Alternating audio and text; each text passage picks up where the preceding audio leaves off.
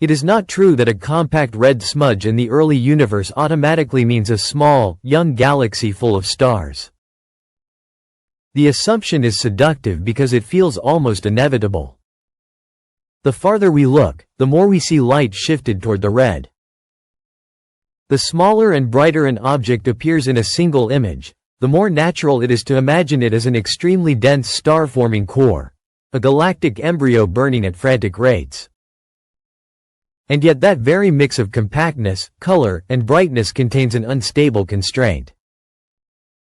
In many of these sources, the light we see does not resemble the sum of billions of newly formed stars.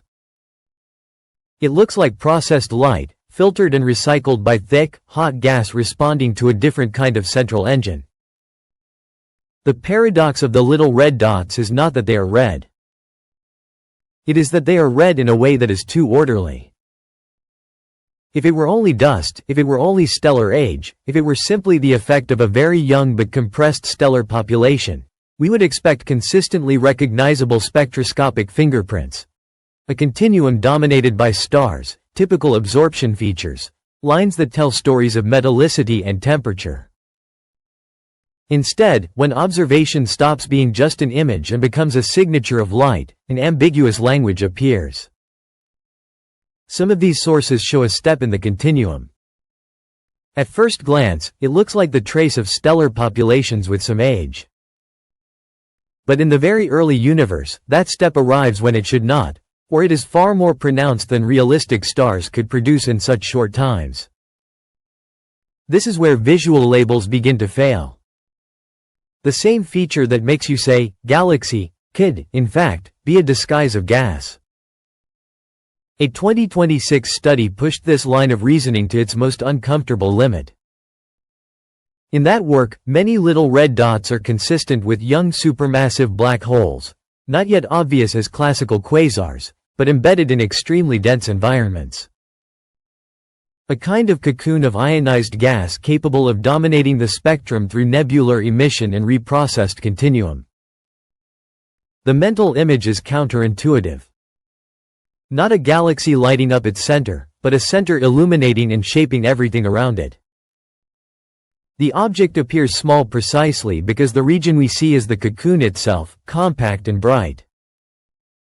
In this interpretation, certain lines become the signature of gas moving rapidly near the central engine. The overall intensity becomes a clue to highly efficient accretion. Even the weakness in radio and X-rays, which should have undermined the idea of an active nucleus, stops being a problem. In a dense cocoon, much of the energy can be absorbed, muted, and then re-emitted in other bands. At that point, the question changes shape. We no longer ask what kind of galaxy this is. We ask what kind of engine produces a galaxy that looks like this. Because if a significant fraction of little red dots is not dominated by stars, then the young universe is telling us something more radical than the mere abundance of red points. It is telling us that black holes may have undergone an intense, brief, and concealed phase of growth, common enough to fill deep fields with sources we had mistaken for something else. And here arises the most intriguing tension for observational cosmology. Observation is not just discovering new objects. It is discovering that the conceptual map we used to classify them was tuned to a more mature universe, where the differences between stellar galaxies and active nuclei are easier to read. The debate, however, is not resolved by a single replacement label. There is a reason these sources have sparked such heated discussion. They seem almost designed to sit on the boundary. In some, the energy may truly be stellar, but compressed to extreme densities, with formation rates and geometries unlike local galaxies. In others, the black hole may dominate, but without the clean brilliance of a quasar, because everything is immersed in thick, dusty gas. In still others, the interpretation may be hybrid. An accreting nucleus and violent star formation can coexist. In fact, in the early universe it is almost plausible that they often do. The point is not to choose a single answer. The point is to accept that a compact red image is a symptom, not a diagnosis. To understand how a black hole can pass itself off as a star-dominated galaxy, one must remember something simple and unsettling. We never observe the black hole itself. We observe the light produced by accretion and then transformed by the environment. In a dense cocoon model, the gas around the nucleus absorbs energetic photons and converts them into emission at lower energies. This process generates a nebular continuum that can create precisely the kind of spectral step that the eye, and many automated models, associate with stars. If accretion approaches the limit where radiation pressure nearly balances gravity, even a relatively small mass can produce striking luminosities. The result is an object that, in a single image, gives you no obvious reason to cry, active nucleus, but whose spectrum begins to reveal velocities, ionization, and reprocessing that are hard to reconcile with a simple stellar population. The most destabilizing detail is that this ambiguity is not a flaw. It is a physical property of that cosmic epoch. In the first billion years, matter is denser. Gas inflows are more violent. Galaxies are more compact. And the boundaries between nucleus and host are less distinct. If a black hole is born and grows there, it is natural for it to do so while the galaxy is still under construction. Its environment will look nothing like that of a classical quasar. This may be the key point. The most common phase of early growth could be a hidden one, a spectrum dominated by gas, reprocessed emission, high energy signals muted. And at that point, the oldest mental shortcut collapses, the idea that a growing black hole must always shout in X-rays or radio. Here it might whisper, or speak in a tone we have not yet learned to recognize.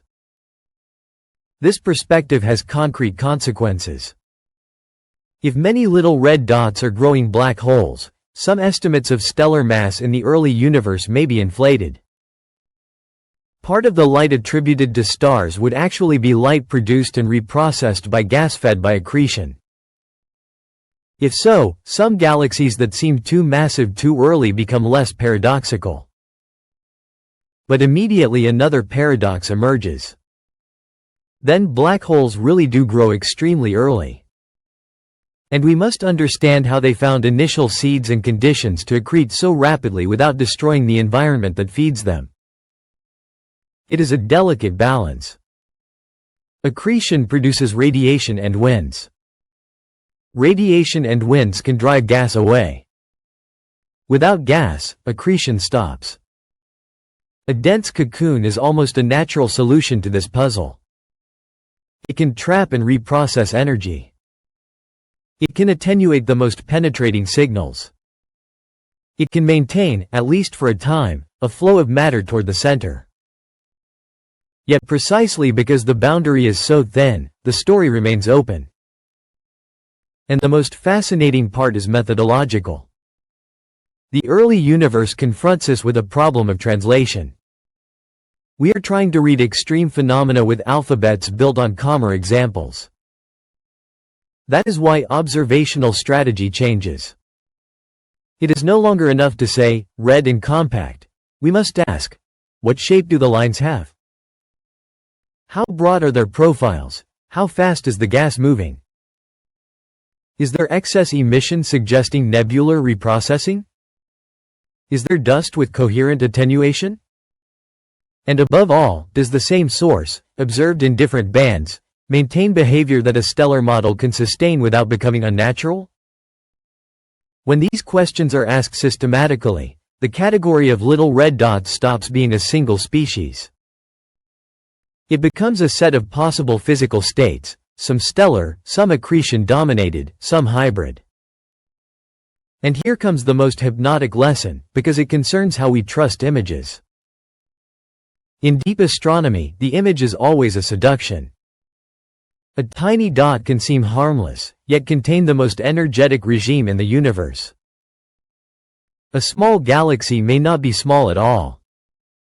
It may simply be the portion that emerges from an opaque environment. A color may not be a color.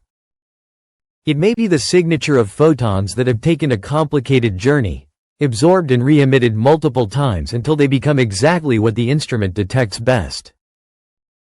And new instruments change what appears normal.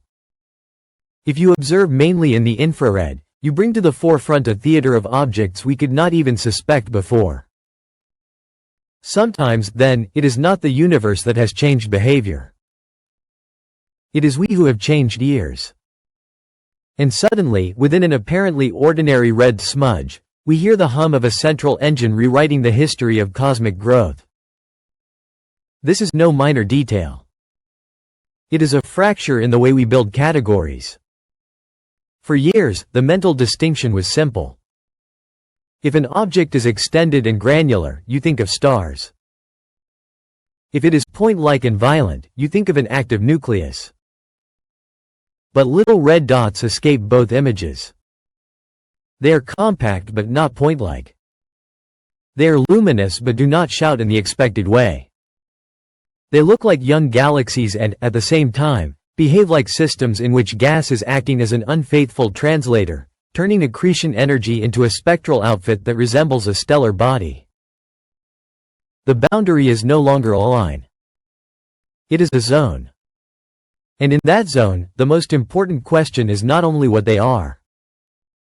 It is what they are making us believe. Because if a substantial fraction of the most common and normal sources in deep fields is actually driven by black holes, then we have underestimated how early these objects began to dominate the physics of their galaxies. And we have overestimated how much of the light in the early universe was, on average, starlight. The beginning of cosmic history would become less a story of galaxies lighting up and more an intertwining of two simultaneous ignitions, that of stars and that of black holes. Two fires that, in the earliest epochs, could be so close as to blur together. What is fascinating, and unsettling, is that this confusion is not a human error we can correct once and for all. It is a continuous invitation to caution. Every time we build a new label, the young universe reminds us that labels are compressions of reality. They work well as long as the environment resembles the one in which they were invented. But as soon as you enter a different epoch, denser, more extreme, faster, nature can produce objects that mimic the signals of multiple families at once. And then the only way not to be misled is to give up instant diagnosis and accept the more uncomfortable idea. In the early universe, what looks like a compact forming galaxy could also be a galaxy already hosting a rapidly growing central engine. And what looks like a simple red dot could, quietly, be one of the first chapters in the rise of supermassive black holes. If you want to push this tension even further, there is a detail that overturns the final perspective. Little red dots would not just be curious objects to classify. They would be a method for measuring how often the early universe chose the fastest path to build mass at its center. Each dot would become a test. A test of how much gas could fall inward without being driven away. A test of how much radiation was trapped and transformed. A test of how much the early universe was a place where the black hole was not a late consequence of the galaxy, but an early co-protagonist. And then the phrase that once seemed most obvious, the one linking compactness with star formation, stops being a guide. It becomes a bias. And precisely there, when the bias falls away, observational cosmology becomes more interesting, because it is no longer just looking far away. It is learning to recognize, in a small red smudge, an entire physics that had been hiding behind a form. If you have made it this far, it means you love curiosity as much as we do. If you enjoyed this journey, leave a like, write a comment, and subscribe to the channel. It is the best way to support what we do.